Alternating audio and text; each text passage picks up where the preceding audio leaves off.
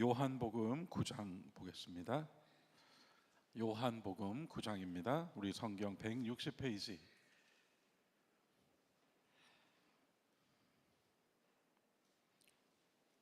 먼저 9장 1절부터 12절까지 교독으로 우리 같이 읽겠습니다. 한 절씩 봅니다. 9장 1절부터 12절까지입니다. 예수께서 길을 가실 때에 나을 때부터 맹인된 사람을 보신지라.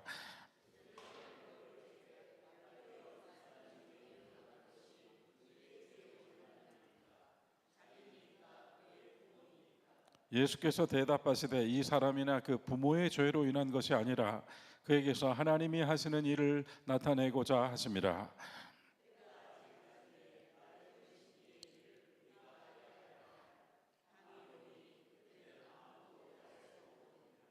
내가 세상에 있는 동안에는 세상의 빛이로라.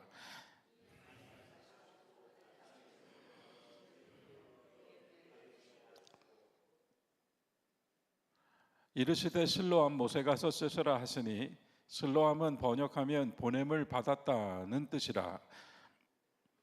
이에 가서 씻고 밝은 눈으로 왔더라.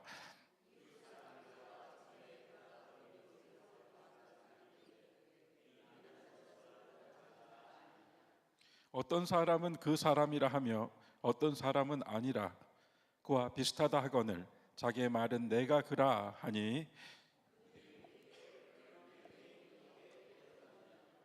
대답하되 예수라 하는 그 사람이 진흙을 이겨 내 눈에 바르고 나더러 실로암에 가서 씻으라 하기에 가서 씻었더니 보게 되었노라.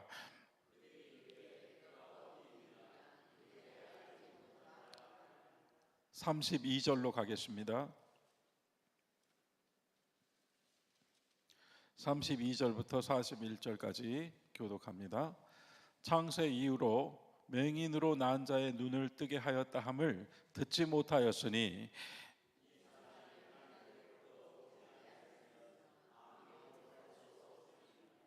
그들이 대답하여 이르되 네가 온전히 죄 가운데에서 나서 우리를 가르치느냐 하고 이에 쫓아내어 보내니라.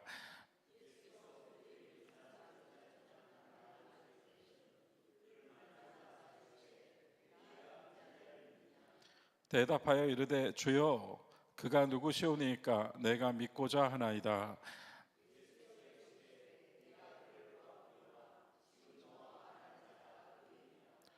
이르되 주여 내가 믿나이다 하고 절하는지라.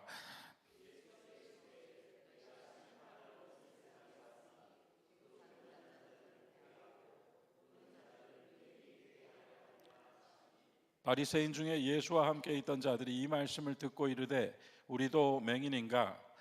예수께서 이르시되 너희가 맹인이 되었더라면 죄가 없으려니와 본다고 하니 너희 죄가 그대로 있느니라. 아멘. 우리 아브라함 남신도회에서 하나님께 찬송해 주시겠습니다.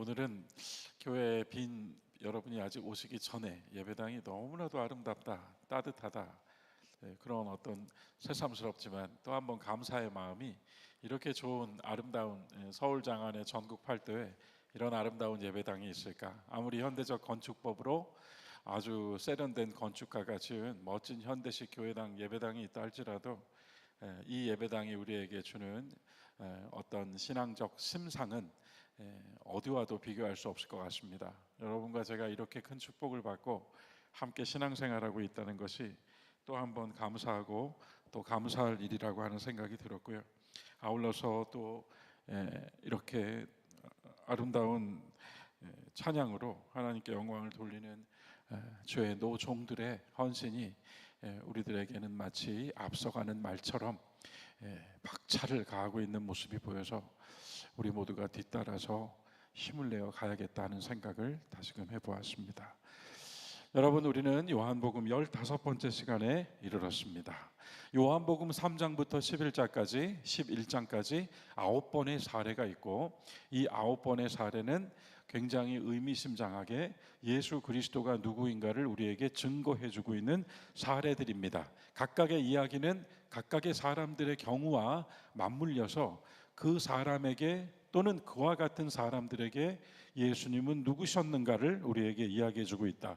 그런 가운데에서 8장부터 11장까지는 세 가지 사례가 있는데 이 8장부터 11장까지 마지막 세 번의 사례는 부정적인 경우들 속에서 주님은 누구셨는가입니다. 8장은 간음하다 잡혀온 여인 이야기가 나오게 되고 거기서 초점은 죄와 용서였습니다. 저는 사실은 이 간음하다 붙잡혀온 여인 사례를 다시 읽고 묵상하고 연구하면서 용서하시는 주님, 나도 너의 죄를 묻지 않는다라고 용서하시는 주님과 함께 이번에 다시 하나 보게 된 것이 있습니다. 그것은 뭔가 하면 돌을 내려놓는 사람입니다. 돌을 내려놓는 사람. 여러분, 우리가 진짜 어떤 짱돌을 들지 않았을 뿐이지 우리 손에는 항상 누군가를 향해 던지고 싶은 돌이 있습니다. 우리가 살면서 미워하고 증오하고 용서할 수 없고 그리고 받아들일 수 없는 자를 향한 보이지 않는 돌이 우리 손에 쥐어져 있습니다. 그런데 이 여인을 일으켜 세워주시는 예수님을 보고 있자니 그리고 죄 없는 사람이 던지라고 하는 말씀을 나에게 가져와 보니 나는 돌을 내려놓게 됩니다. 돌을 내려놓는 자의 겸비함. 교회 생활하다 보면 사실 교회 안에서도 우리는 오히려 돌을 우리도 모르게 들고 있는 경우가 있습니다. 그래서 오늘 우리가 이 요한복음 8장을 다시 한번 마음속에 새기고 상고하면서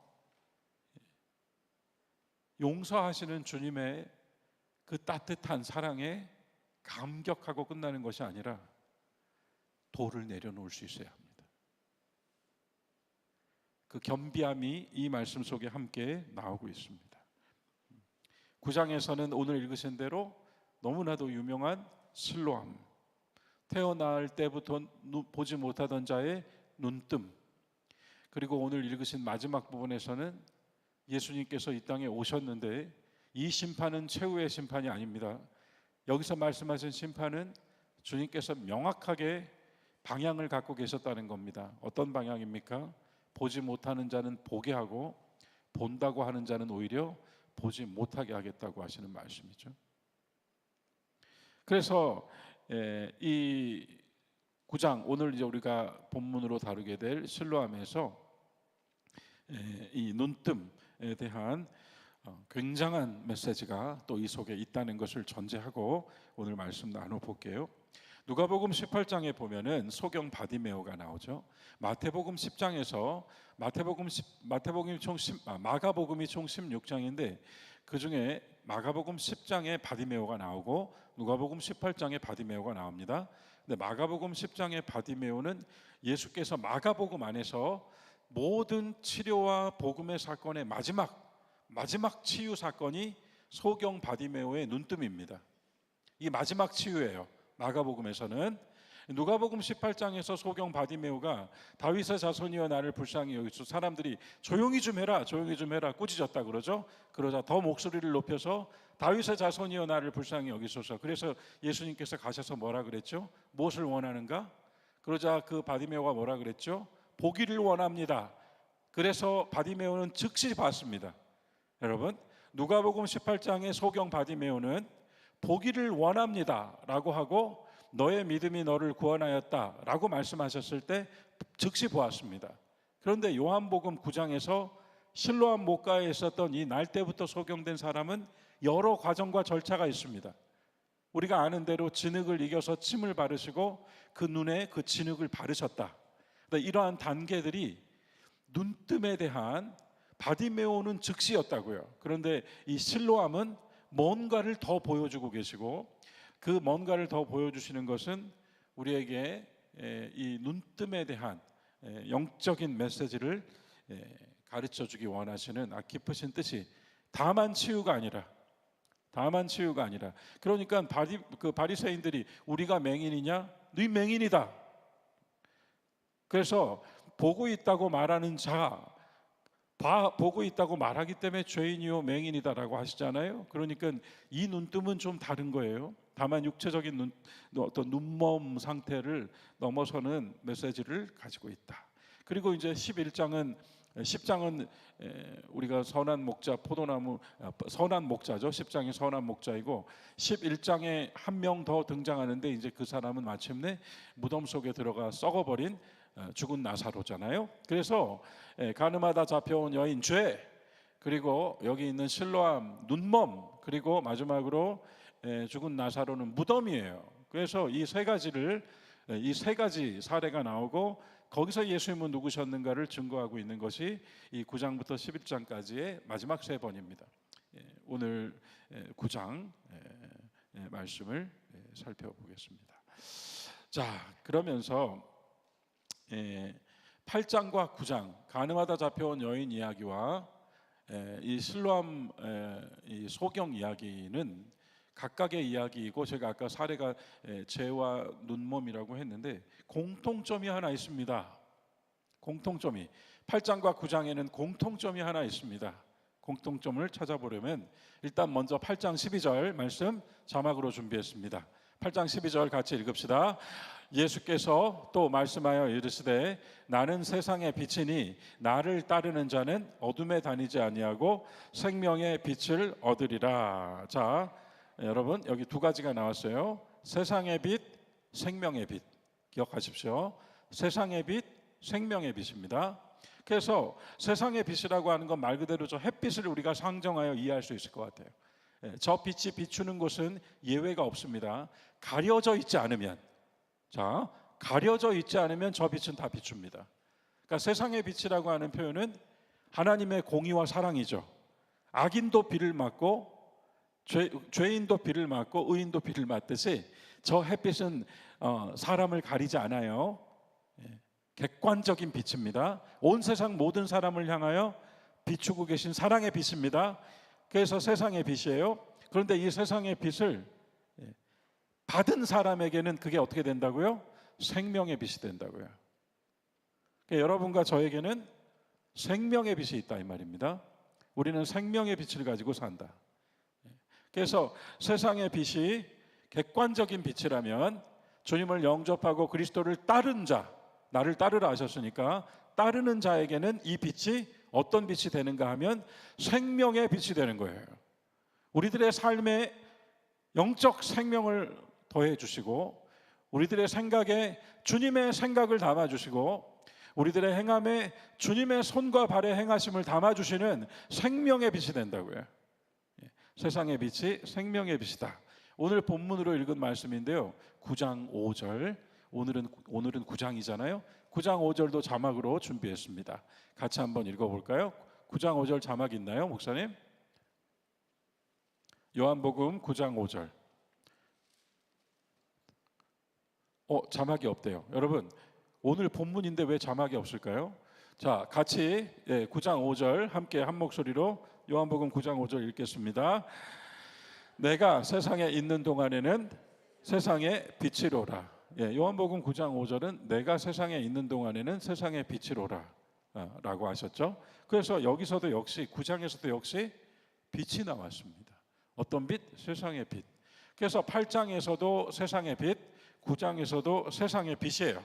이 두 개가 사건은 다른데 8장과 9장이 모두 초점은 세상의 빛입니다. 자, 그러면 다시 8장 12절로 돌아가 볼게요. 목사님 8장 12절 자막 다시 한번 올려주세요. 8장과 9장은 모두 빛을 핵심으로 삼고 있는데, 자, 이 8장 12절에서 우리가 하나 좀 꼽아내 본다면 제일 먼저는 내가 있습니다. 나, 예수님, 나, 그죠? 내가 있고 그리고 세상의 빛이 나왔습니다. 머릿속에 기억해 주세요. 나, 막대기, 세상의 빛. 이거 기억해 주세요. 자, 그러면서 8장 후반부, 지난 시간에 8장 후반부 봤는데 지난 시간 설교 제목 기억나세요? 두 근원, 두 개의 근원. 그래서 그 8장 후반부에서 구별했죠. 두 근원이 있는데 하나는 죄의 근원이고 하나는 생명의 근원입니다. 죄의 근원은 뭐죠? 마귀라고 했습니다. 생명의 근원은 하나님 아버지라고 했습니다. 그래서 하나님이 처음 세상을 창조하셨을 때 거기엔 죄가 없었습니다. 그러나 마귀가 등장하고 나서 죄가 들어왔습니다. 그죠? 마귀가 찾아들고 나서, 사탄이 유혹하고 나서, 거짓말하고 나서 죄가 들어왔습니다. 성경의 관점으로 하나님이 처음 창조하신, 오늘 우리 권사님께서 기도하셨잖아요. 하나님께서 창조하신 세계, 그 세계에는 죄가 없었습니다. 마귀가 들어온 다음부터 죄가 생겼어요. 그래서 예수님은 딱 규정하셨습니다. 죄의 근원은 마귀다. 죄의 근원은 마귀다. 그리고 나서 이 가늠한 여인 이야기, 뭐 이런 이야기들이 함께 나오게 되는데, 그 속에서 8장에서 죄는 음행과 또 살인과 거짓말하는 자라고 했습니다. 그래서 마귀를 마침내 뭐라고 하죠? 거짓의 아비라고 했습니다. 거짓의 아비. 그래서 마귀가 있고서 죄가 생겼다. 이 관점을 요한복음 8장이 이야기해 줍니다. 삶으로 가져와 봤을 때 죄는 항상 우리에게 사슬이 됩니다. 죄는 우리를 묶습니다. 사슬로 묶습니다. 주님을 영접하지 않고 자기 마음대로 살아갈 때 그것이 우리에게는 죄, 그리고 그 죄의 사슬로 묶이는 영혼이 되고 마는 비극이 함께 있어요. 요한복음 8장 24절, 전의 말씀입니다만 요한복음 8장 24절 역시 자막이 있네요. 여러분 우리 같이 이것도 읽어보겠습니다. 그러므로 내가 너희에게 말하기를 너희가 너의 죄 가운데에서 죽으리라 하였노라. 너희가 만일 내가 그인 줄 믿지 아니하면 너희 죄 가운데에서 죽으리라. 그래서 죄의 끝은 사망이라고 나오는 겁니다. 그래서 주님을 영접하고 그분을 믿지 못하면 죄 가운데에서 죽으리라. 이것이 성경의 관점이에요. 죄 가운데 죽으리라. 반대로 주님을 영접하고 받아들인 자들에게는 생명의 빛이 있으리라 하신 것이죠. 그래서 아버지의 뜻, 아버지의 말씀, 아버지의 사랑, 이 모든 것을 우리에게 가지고 오신 예수 그리스도가 빛이라고 하는 것은 죄 가운데 죽을 수밖에 없었던 자들에게 생명의 빛을 주시려고 하는 구원의 역사였다고 하는 것을 다시 한번 이 8장에서 확인시켜 줍니다. 앞서 제가 그랬죠. 죄는 우리를 묶습니다. 몸을 묶고 마음을 묶습니다. 몸을 더럽히고 마음을 더럽히게 합니다. 영혼 가운데 우리 영혼에는 양심이 있어서 겉으로는 아무리 시치미를 뗄 수 있지만 우리의 양심의 거리낌은 우리에게 죄책감을 만들어 줍니다. 그것은 두고두고 다시 찾아와서 우리를 찌릅니다. 그래서 죄는 사슬같이 계속 사람을 묶고 놓아주질 않습니다. 죄 가운데 죽으리라는 말을 그렇게 영적으로 이해하셔야 됩니다. 놓아주질 않습니다. 그런 가운데 이 8장에서 죄는 8장에서의 죄는 더 쉽게 설명을 해드리려고 하다 보니까 제가 지금 조금 머릿속으로 생각을 했는데요. 8장에서의 죄는 빛을 가린 죄다 이렇게 구별하겠습니다. 빛을 가렸다. 그래서 빛을 가린 죄라면 9장에서는 어떻게 나오는 겁니까? 빛이 없는 겁니다. 태어날 때부터 빛을 보지 못했던 사람은 빛이 없는 거예요. 8장과 9장은 이렇게 똑같이 빛을 이야기하고 있습니다만 8장에서는 죄 때문에 빛이 가려진 거예요. 우리가 밤에 스탠드를 켜놓고 있다 스탠드를 손으로 가리면 어둠이 깃들듯이 가려진 겁니다. 빛이 가려진 상태가 8장이고 빛이 없는 상태가 9장인 거예요. 이해가 되시죠? 8장과 9장이 똑같이 빛을 말한다니까요. 그런데 8장에서는 빛이 가려진 거예요. 거짓말과 또 여러 가지 죄악들로 빛이 가려진 거. 생각이 가려지고 눈이 가려지고 우리의 마음이 가려지면 그것이 곧 우리에게는 하나님께서 원하시지 않는 행함으로 삶으로 옮겨갈 수 있는 이 죄의 삶으로 옮겨갈 수 있는 위험이 도사리고 있는 거죠. 그래서 똑같이 세상의 빛을 이야기하나 8장에서는 가려진 빛이었다면 9장에서는 결핍의 빛이다. 이렇게 이야기를 할 수 있을 것 같아요. 그리고 하나 더 이야기를 해야 됩니다. 마태복음 5장 14절. 마태복음 5장 14절에서 주님이 뭐라고 하셨는가? 너희는 세상의 빛이라. 제가 지난 시간에 이걸 강조를 했기 때문에 너희는 세상의 빛이라 라고 하셨어요. 그러면 여러분 그냥 우리가 읽어 나갈 때는 그냥 읽어 나가는 성경 말씀입니다만 이렇게 찾아보니 뭐가 하나가 이렇게 표가 나온 거예요. 제가 아까 그랬죠? 예수님께서 5장 12절에서 나 그리고 세상의 빛 이렇게 해놓으셨다고요. 거기에 막대기가 하나 더 그려졌습니다. 막대기가 하나 더 그려지고 여기 마태복음 5장 14절로 가져오면 뭐죠? 너희 그리고 가로 막대기 하나 더 긋고 세상의 빛. 이해가 되셨어요? 나 주님 예수님 막대기 세상의 빛 그리고 막대기 너희 막대기 세상의 빛. 그럼 결국 주님과 나의 만남은 뭘로 만나요? 빛으로 만나요. 여러분 다른 걸로는 예수님과 내가 연결 지점이 없어요. 빛으로 연결됩니다. 빛으로. 주님은 세상의 빛으로 오셨고 여러분은 세상의 빛입니다. 그래서 오직 빛 가운데서 주님을 만나요. 눈이 수건으로 가려져 있으면 주님을 못 봐요. 그런데 그 가려진 눈이 수건이 벗겨지면 주님을 봐요. 가늠한 여인 이야기 속에서 그 예를 들었지만 죄가 가려지면 볼 수 없어요. 그런데 그 벗겨지면 볼 수 있다는 거죠. 그래서 8장의 세상의 빛과 9장의 세상의 빛이 다 함께 연결이 되는데 공통점인데 여기에 하나가 더해지면 우리도 세상의 빛으로 만난다라고 하는 그 신비한 어떤 영적인 표지가 이 단락 속에 있습니다. 9장 1절부터 3절을 가야 되겠어요. 오늘 우리의 말씀 9장 1절부터 3절은 우리가 잘 알고 익숙하죠. 사랑하는 여러분, 여러분도 아마 그러실 거예요. 성경을 읽다가 이건 내가 많이 읽은 부분인데 별로 재미가 없네. 여긴 내가 이미 지난번에 읽었던 데인데 여기는 익숙한데 그러신 경우 있을 거예요. 여러분 그러면 주님께서 새로운 걸 보여주지 않으세요. 그거 넘어가셔야 돼요. 이겨내셔야 돼요. 이거 내가 많이 읽은 부분인데 이 페이지는 이거 나한테 잘하는데 그거 이기셔야 돼요. 여러분 모르세요. 주님은 계속 보여주시거든요. 성경을 왜 읽을 때마다 새로울까요? 계속 보여주시니까요. 그래서 여러분 내가 본다고 하면 죄라는 말씀을 적용하세요. 내가 이거 아는데 그러면 여러분에게는 하나님이 하나도 주시지 않으십니다. 새로 보듯 보셔야 돼요. 9장 1절부터 3절도 또 새로 보듯 볼 수 있을 것 같아요.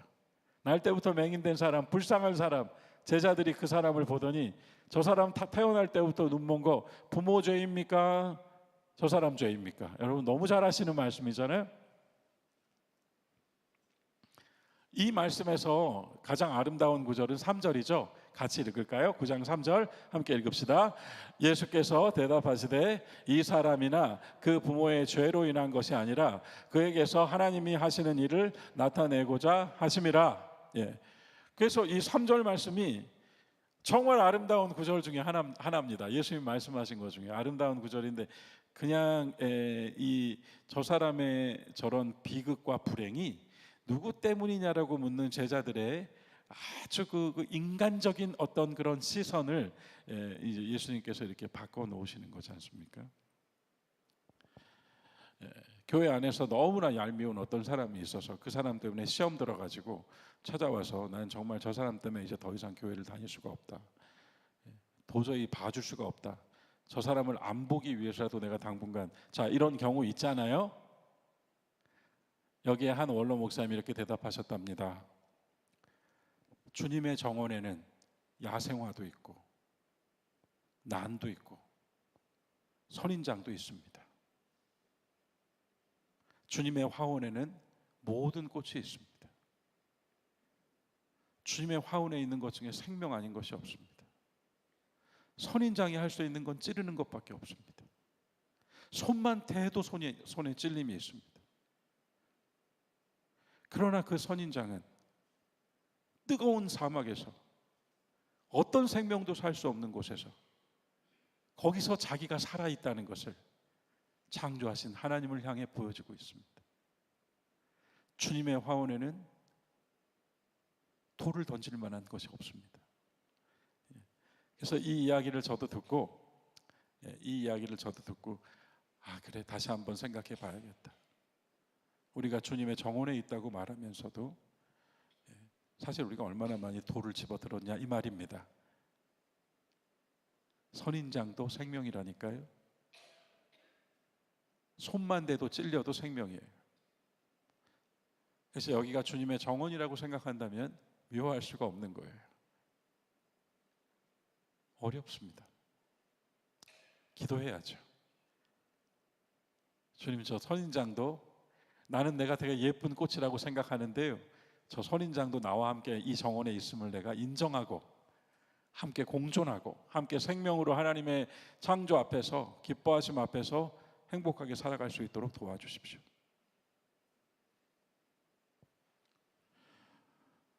자, 1절과 2절이 가리키고 있는 건 이것입니다. 마치 선악과 나무를 따먹은 인간의 모습처럼 옳고 그르냐, 저 사람은 옳으냐, 저 사람의 죄는 무엇 때문이냐, 원인과 결과, 동기와 행위, 이 모든 양단의 판단을 가지고 있지 않습니까? 저 사람 죄입니까? 부모 죄입니까? 묻고 있지 않습니까? 그래서 이 1절과 2절 속에서 제자들의 시선은 철저히 어디를 보고 있습니까? 그 부모 또는 그 사람 또는 그 이유, 원인들을 보고 있습니다. 땅을 보고 있어요, 여러분. 3절에서 예수님께서 하신 이 말씀의 진정한 가치는 무엇일까요? 주님을 보게 하셨습니다.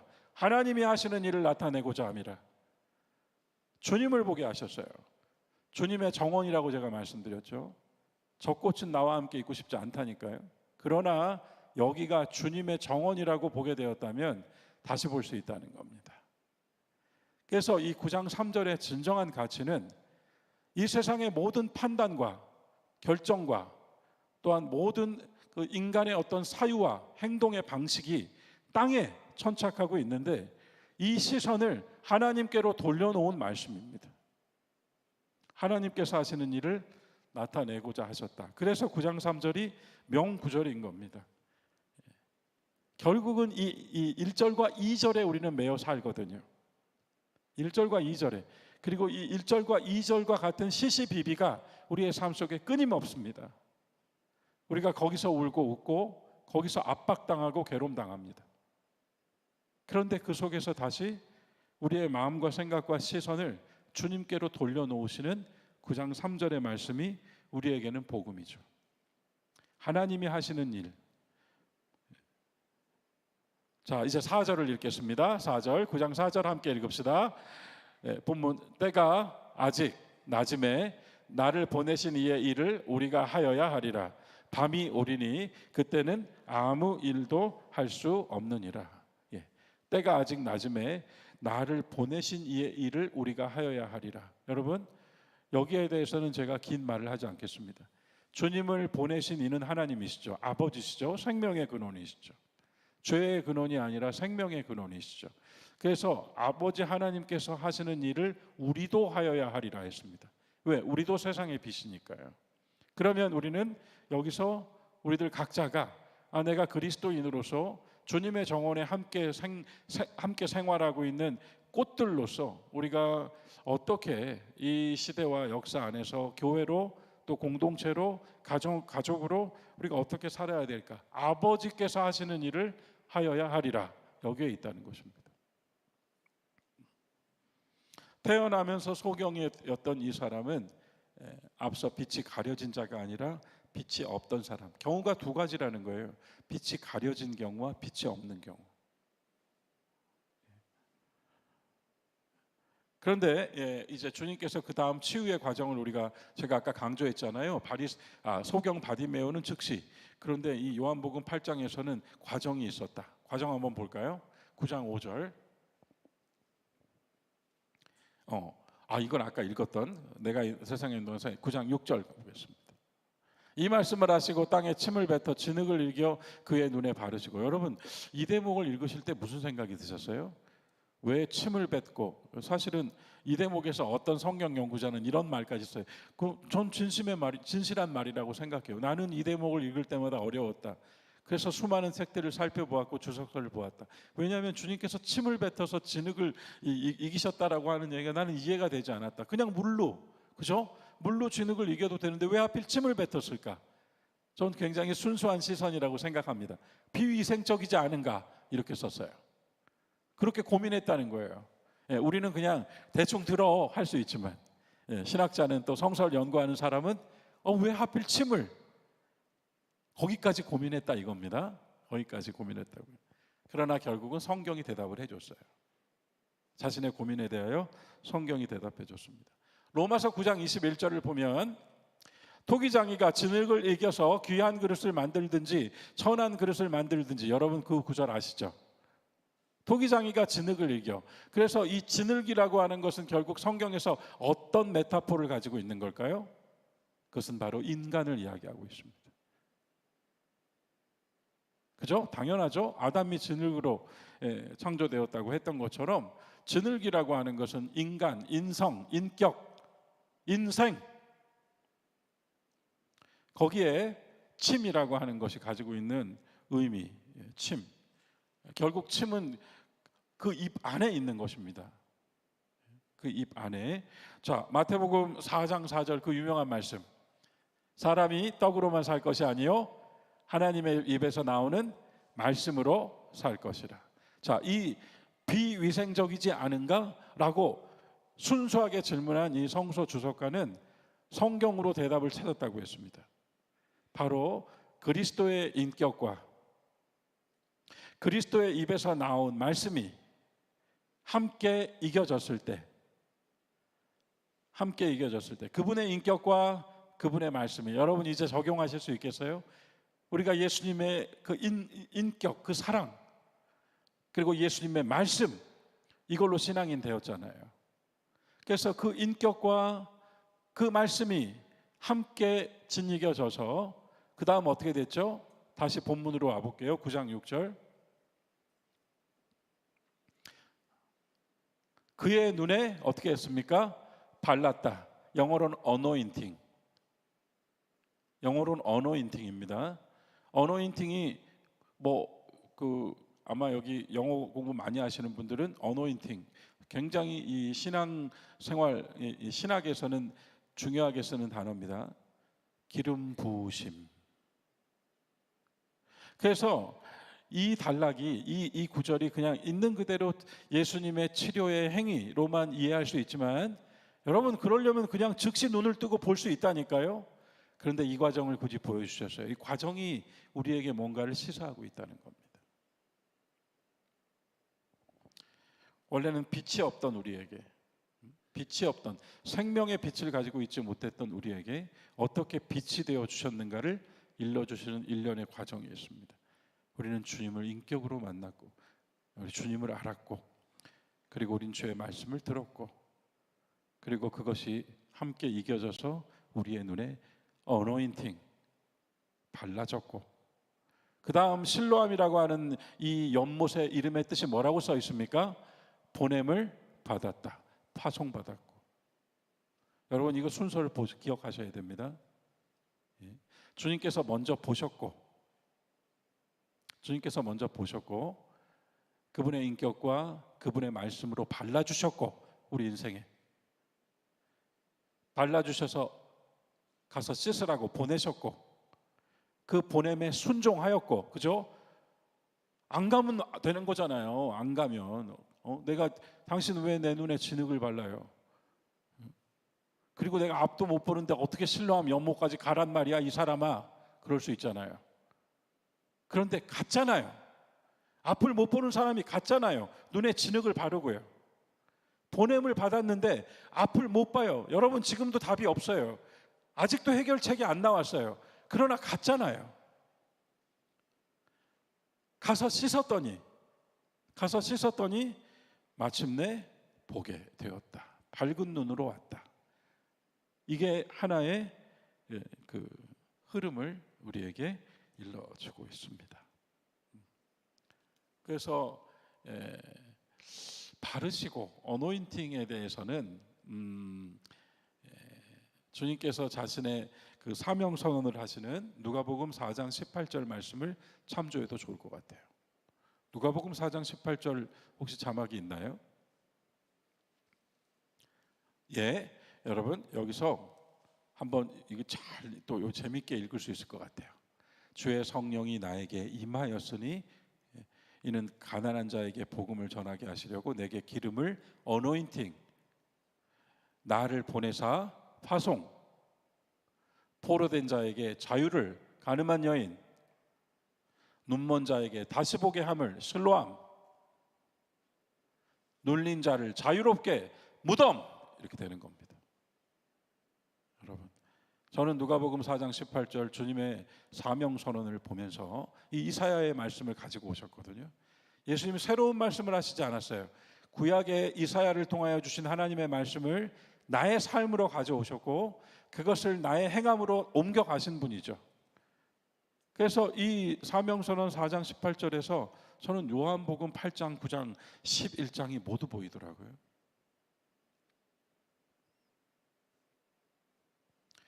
우리는 한면으로 8장에 나오는 저 여인처럼 눈이 가려져서 어두웠던 사람이고요. 뭔가에 가려져서요. 또 우리는 한면으로 나면서부터 이 생명의 빛을 가지고 있지 못했던 눈먼 자였습니다. 그런데 우리가 마침내 주님을 만났고 우리가 만난 게 아니죠. 주님이 우리를 찾아주셨죠. 우리가 주의 말씀을 들었고 우리가 그 말씀의 바르심을 발라주심을 얻었고 그리고 우리가 보냄을 받았고 우리는 씻었고 세례 받으셨잖아요. 그리고 우리는 다시 보게 되었습니다. 가지 않았으면 순종하지 않았으면 볼 수 없었어요. 이어지는 9장 13절 이하로 이제 이 실로암 이야기는 여기까지입니다. 이어지는 9장 13절 이하로 오히려 9장에서 더 많은 분량을 차지하고 있는 것이 논쟁이에요. 또 바리새인들 이야기가 나오는 거죠. 이날은 어떤 날이었습니까? 이 사람이 눈을 뜨게 된 날은 안식일이었어요. 안식일. 9장 13절 14절 이렇게 쓰여 있습니다. 그들이 전에 맹인이었던 사람을 데리고 바리새인들에게 갔더라. 예수께서 진흙을 이겨 눈을 뜨게 하신 날은 안식일이라. 이로 인하여 종교의 반대가 더 심해졌고 예수님을 향한 저항과 예수님을 죽이고자 하는 음모는 더 강해졌습니다. 이 실로암 때문에요. 그런데 여기에서 또 하나의 눈멈이 나옵니다. 이 눈멈은 뭐냐면 종교인의 눈멈이에요. 앞서서는 죄인의 눈멈이에요. 또 하나는 육체로 태어난 우리 모두의 생명의 하나님 생명의 빛을 가지고 있지 못한 눈멈입니다. 그리고 또 하나가 종교의 눈멈이에요. 이건 고린도후서 말씀으로 답을 할 수 있을 것 같아요. 고린도후서 3장 13절 15절부터 쭉 일련의 말씀을 따라와 주시면 되겠습니다. 자, 이렇게 안식일, 바리새인 이러면 우리가 이제 종교다. 이거 종교야. 이건 의식이야. 이건 형식이야. 껍데기야. 모양이야. 보여주려고 하는 거야. 이렇게 전제하십시오. 그렇게 하면서 그것들이 어떻게 고린도후서에서 사도 바울을 통해 증거되고 있습니까? 오늘까지 모세의 글을 읽을 때 수건이 마음을 덮었도다. 가려졌다니까요. 빛이 없어요. 가려졌기 때문에. 수건이 마음을 덮었도다. 그러나 언제든지 주께로 돌아가면 그 수건은 벗겨지리라. 이어지는 말씀 함께 읽읍시다. 주는 영이시니 주의 영이 계신 곳에는 자유가 있느니라. 우리가 다 수건을 벗은 얼굴로 거울을 보는 것 같이 주의 영광을 보매 그와 같은 형상으로 변화하여 영광에서 영광에 이르니 곧 주의 영으로 말미암음이니라. 수건을 벗다입니다. 형식의 수건을 벗다. 그래서 이 눈멈이 세 가지가 나온 겁니다. 8장의 눈멈, 9장의 첫 번째 눈멈은 태어날 때부터, 9장의 두 번째 눈멈은 또 하나, 종교가 가려버린 눈입니다. 내가 잘 알지. 그래서 나중에 바리새인 이야기로 마무리가 되는 겁니다. 자, 9장 35절 이하로 오늘 마지막으로 읽은 내용이죠. 그래서 결국 그리스도를 통하여서 눈을 뜨는 겁니다. 이 사건에서 결론은 그리스도를 통하여 눈을 뜨게 되는 것인데, 9장 35절에서 이 다시 보게 된 사람을 주님이 다시 만나셨죠. 여러분, 이게 뭘 의미할 것 같으세요? 여러분과 제가 끊임없이 말씀 앞에 다시 서는 경험입니다. 한 번 눈뜸으로 끝이 아니라 우리가 일생 동안 끊임없이 다시 주님 앞에 서게 되고 그분을 만나는 경험이에요. 35절, 예수께서 유대인들이 그 눈뜬 사람을 쫓아냈다고 하는 말을 들으셨다. 그를 만나사 이르시되 네가 인자를 믿느냐?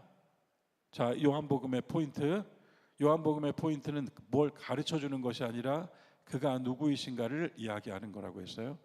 그런데 여러분, 우리 성경책에 저는 좀 흥미로운 걸 발견했어요.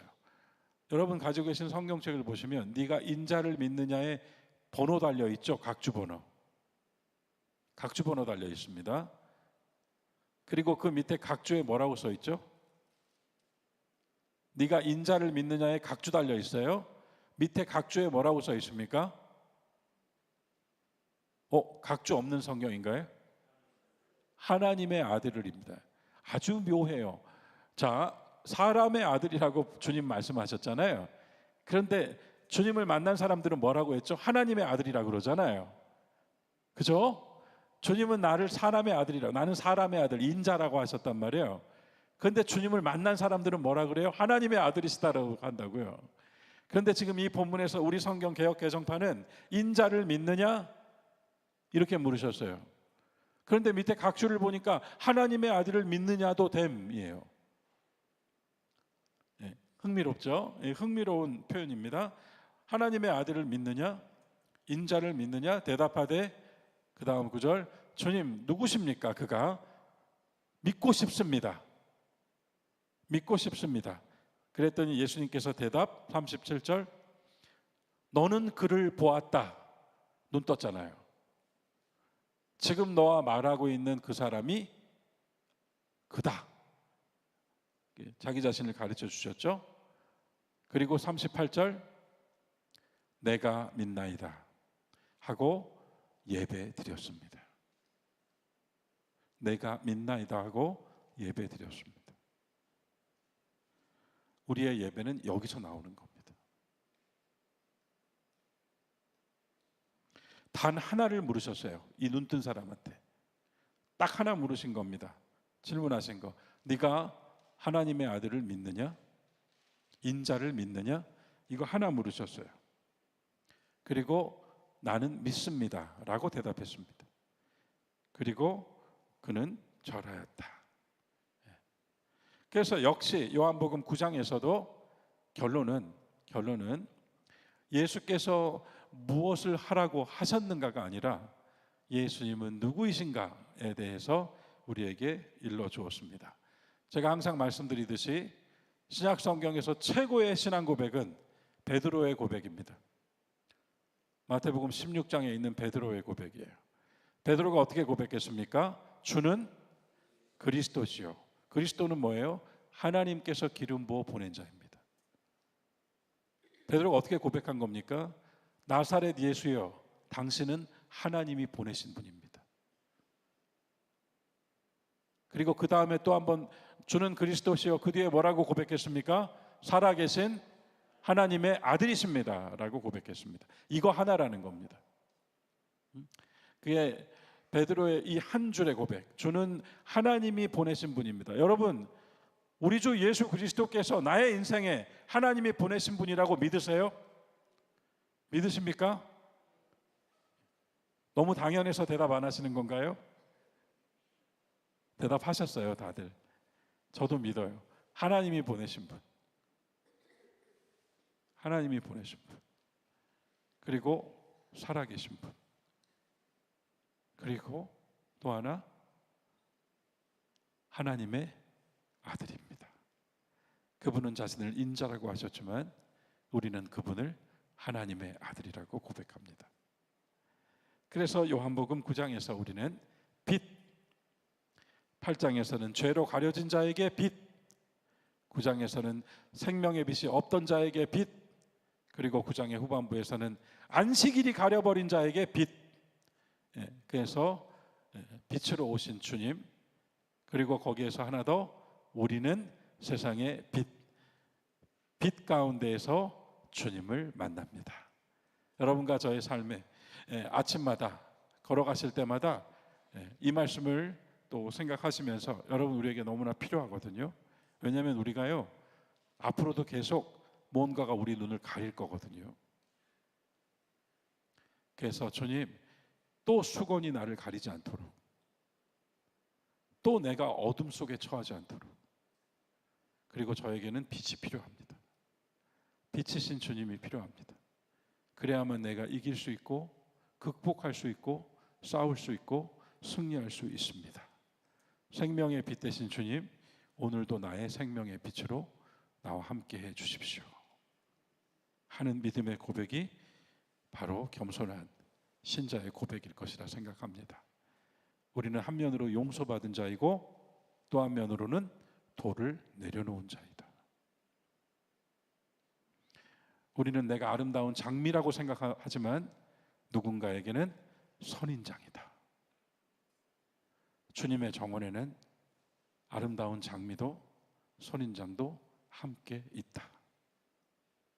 우리 모두에게 생명의 빛이 되시는 그리스도를 향한 더욱 뜨거운 신심이 내가 믿나이다 하고 절하였다. 끝까지 주 안에서 함께 예배드리는 이 예배자의 삶 속에 우리가 하나님 나라에 가서 할 일은 예배밖에 없습니다. 뭐 하실 거예요? 거기 가서 예배밖에 없습니다. 이 땅에서 우리가 매주일 매 예배 때마다 바로 천국을 준비하고 있다는 것을 기억하시고 나는 믿나이다 하고 절하였다, 이 자리에 서 계시는 우리 모든 성도들 되시기를 주님의 이름으로 축원합니다.